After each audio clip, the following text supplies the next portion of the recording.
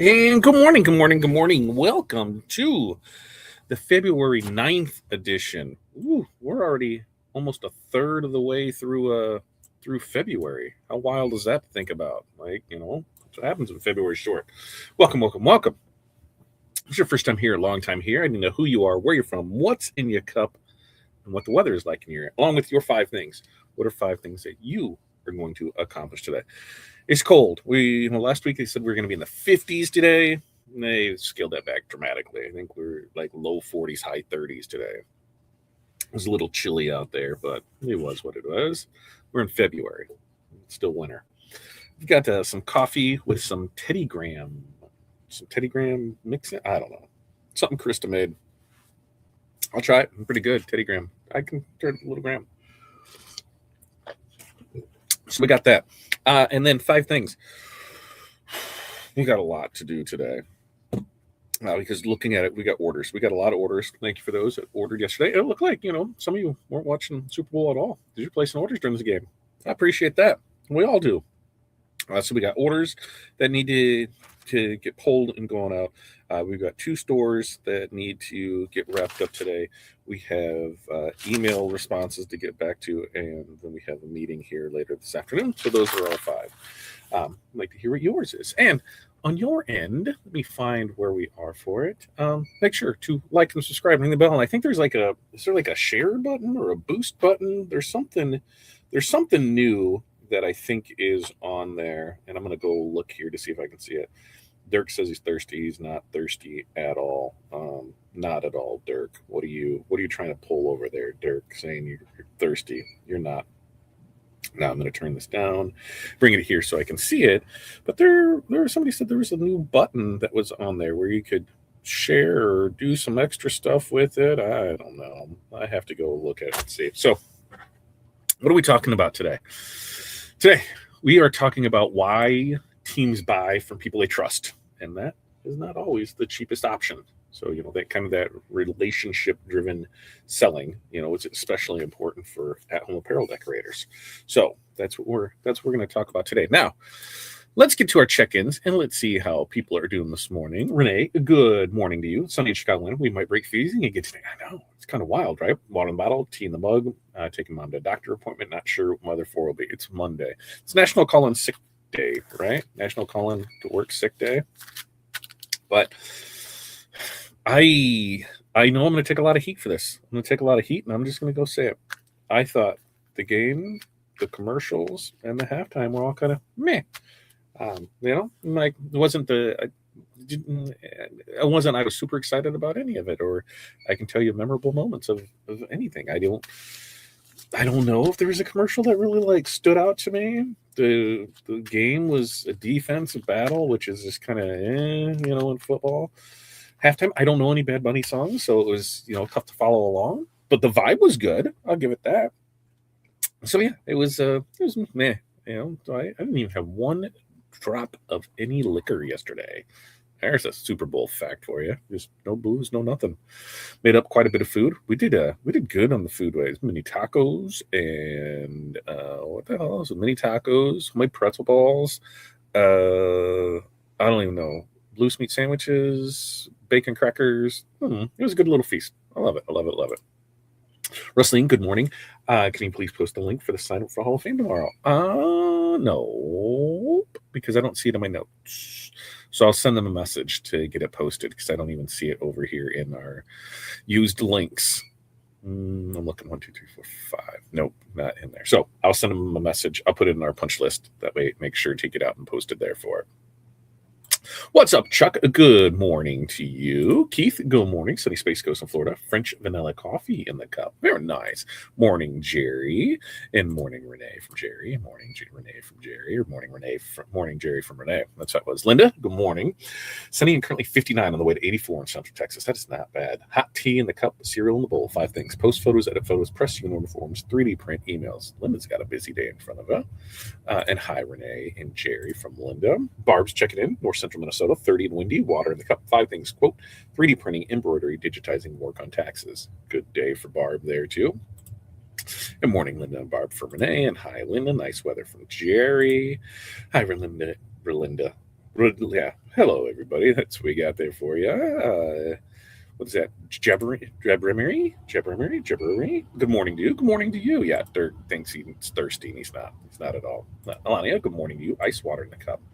It was. It was just kind of like, meh, you know. I thought the Patriots were going to pull some bear stuff there at the end and do that, but and I didn't have good numbers in the squares, so that always was like I thought, like I she says my numbers were 7-5, 7-5 for both teams. Come on. Thought maybe I get lucky. Nothing. Wasn't even close. Where are the likes? I don't know, Brian. Where are the likes? Go hit them. Go share right there. It was all meh. Yeah. And that's what see, I'm glad I'm not the only one that did it. It was just kind of Our quarterback should be six times a game. Right? Defense is that good. Yeah, I don't think anything was like super memorable. Or I don't think the commercials were on point. I don't remember any of them. Like I don't. What was the Mr. Beast one? Was about the only one that I remember where you can scan that for a chance to win $1 million from Salesforce. That was probably going to be the one that's going to be most talked about, I think, because there's that. But overall, maybe I'll have to go back and watch some today because maybe I missed something. I thought I caught them all. Nothing was super duper out there for me. So, okay. What do you say we go get into it? Because, if price is, if price was the only thing that mattered, probably wouldn't still be doing this. Because if teams, truly bought on that cheapest first logic, the interwebs would have totally wiped out at-home apparel decorators years ago. National suppliers would be winning every bid. Those big box platforms would dominate every single season, and relationships really wouldn't matter at all. But that's not really how it works. And deep down, that already. Teams just don't buy uniforms. They just don't buy shirts. They buy relief. They buy confidence. They buy someone who won't disappear when things get messy. And so that's what we're going to talk about is, why trust, beats price every single time. And why, when we do lose orders on price, it's almost never actually about the number. It's about what we failed to make safe for them. So as we get into this, number one, teams aren't choosing between quotes. They're choosing between consequences. And here's where, most apparel decorators, misread the situation. They think that the customer is just comparing prices. In reality, that customer is quite possibly just comparing the risk profiles. They're asking questions they won't say out loud. Who screws this up? Who answers when something goes wrong? Who makes me look bad if this falls apart? The cheapest option feels attractive until something breaks. Then it feels dangerous. And teams know this, especially schools and PTOs and leagues, because the cost of failure, isn't just money. Angry parents, frustrated players, missed events, public embarrassment.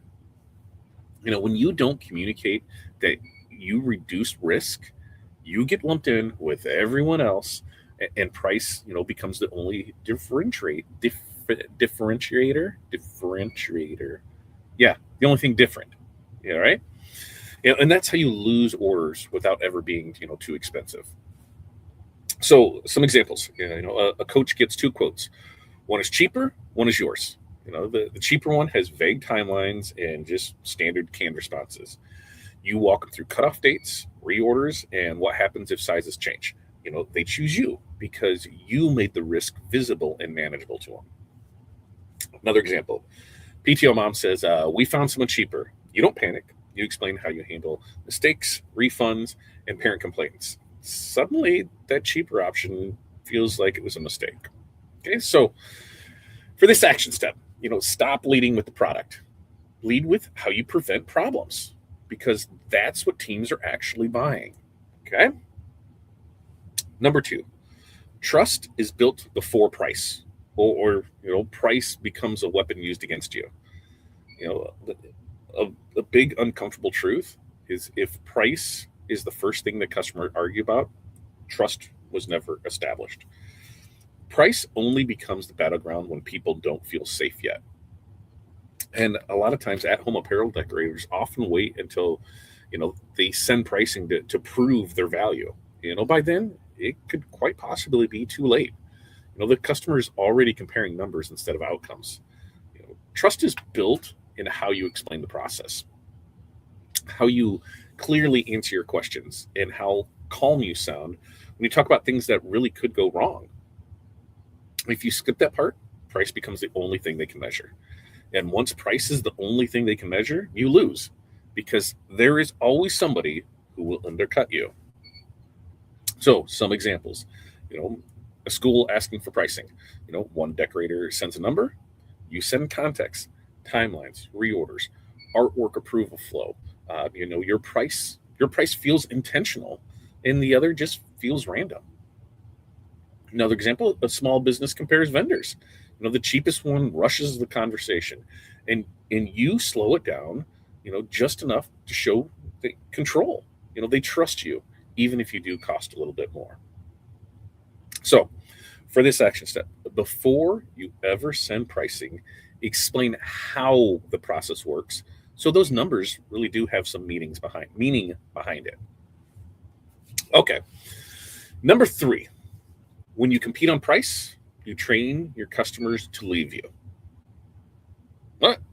Oh, this is the part that some people might not like to hear, but they need to. Being cheap is not neutral. When you compete on price, you attract customers who will leave the moment someone else is cheaper. You create buyers who don't value consistency, who don't value communication, or they don't value long-term relationships. And then you act surprised when they ghost you the next season. You know, trust-based selling does the opposite. It creates customers who don't want to start over, who don't want to retrain someone new, who don't want to gamble again. When you lose an ordered price, it's oftentimes because you trained that customer to see price as the only value that you offered. So, some examples. A league sticks with you year after year after year because you just handle it. They don't even ask for quotes anymore because switching just feels too risky.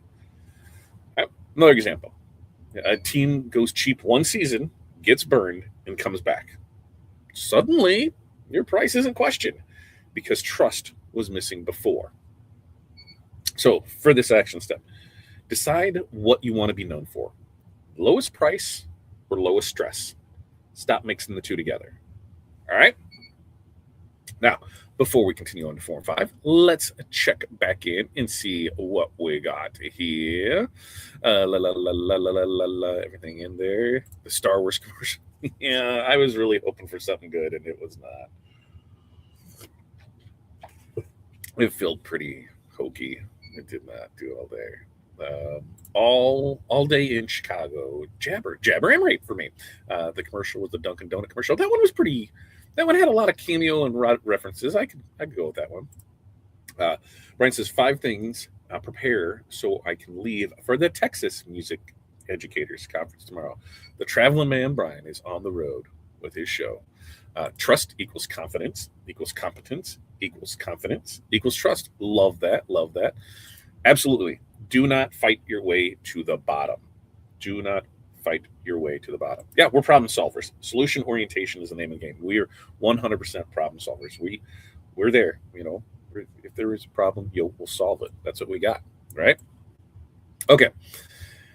Back into number 4. Your communication is the product, and bad communication, that's why teams leave. And this is where at-home apparel decorators dramatically underestimate themselves. Your communication is not extra. It's not a bonus. It is the product. Timely replies, clear explanations, proactive updates, owning up to your mistakes instead of hiding from them. That's what teams remember. That's what teams remember. And that's what, determines who gets that next order. When teams say, I liked working with you, they're not talking about their shirt. They're talking about how it felt to deal with you. So when your communication is sloppy, it's slow or reactive, trust can erode and price suddenly becomes negotiable again. So some examples, coach says, we went with you because you answer our messages. That's not about cost, right? That's about reliability. A PTO says, you made this easy. That sentence is worth more than any discount. So action step here is, audit your response time, your clarity, and your follow-up. Because, poor communication silently destroys trust long before price is ever discussed. And number 5, confidence is what turns price into a deal. Price into a deal instead of a deal breaker. Right? Confidence is what turns price into a deal instead of a deal breaker. So here's the final truth for this. When you sound unsure, customers dig into price. When you sound confident, customers stop fighting that number. Confidence doesn't mean arrogance.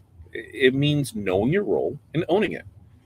Teams want someone who feels like they've done this before, because the consequences of failures are higher than the cost of the order. If you don't believe you're the safest option, your customers won't believe that either. And when that happens, what do? They default to that cheapest option, not because it's the best, but because nothing else felt solid. So, examples of this, a team hesitates on price. You calmly say, hey, totally fair. Most teams choose us because we remove the stress. That objection just dissolves. Another example, school stops asking for discounts once they trust you won't disappear from. So, action step for this is just practice stating your value without an apology, because clarity is what makes pricing feel justified. So to recap all of this, teams buy reduced risk, not apparel. Price becomes a problem when trust isn't built early. Cheap customers leave, trust-based customers stay. Your communication is part of what customers are paying for.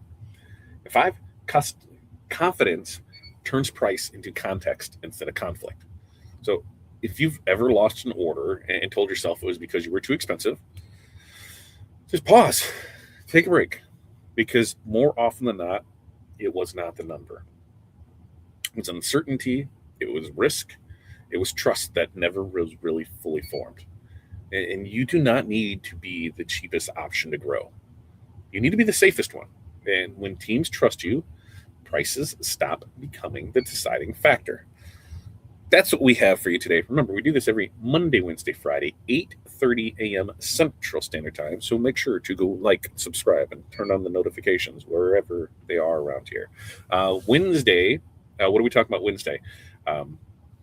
We're going to talk about how we're sticking on spiritware, how to sell spiritware when you don't have a storefront. So how can you do, winning orders without a physical location, right? So that's what we're talking about there. Questions, comments, concerns, throw them in there. Tomorrow night, Tuesday with Todd, that's at 7 p.m. Central Standard Time. Still not 100% sure what we're doing. Corey's going to go through some stuff today, and then we'll pick out from there. And then here in the next couple of weeks, we'll do a ball drop giveaway extravaganza. I want to make sure to have at least 2 weeks to be able to do that. And since we're in the shoulder season of March, we might have some new designs and things with that. So, yeah, that'll be a little ways out there. Tomorrow, there is the last free training for Hall of Fame. We'll make sure to get that link registration posted for that. And then after that, hey, if you want that training, you need to sign up to become a Hall of Fame or All-Star member. So look for those to get put out there. Okay. See, Alana said they will follow up the low-hanging fruit, not consistently. Absolutely. Having a website store has secured orders for me 3 years in a row now. Diet it to be easier. I think, diet to be easier. Try it. Bye. Not sure what that was. We'll have to catch the rest of the team replay. Have a good day. Renee, you have a good day too. All right. But with that, we're going to wrap up. Mentorship Community Year Call starts in about 38 minutes. We'll go get that one set up for you. Everybody else, we do this Monday, Wednesday, Friday, 8:30 a.m. So make sure to go like and subscribe. Until next time, you guys have an amazing day. Peace, love, press on, and we'll see you then.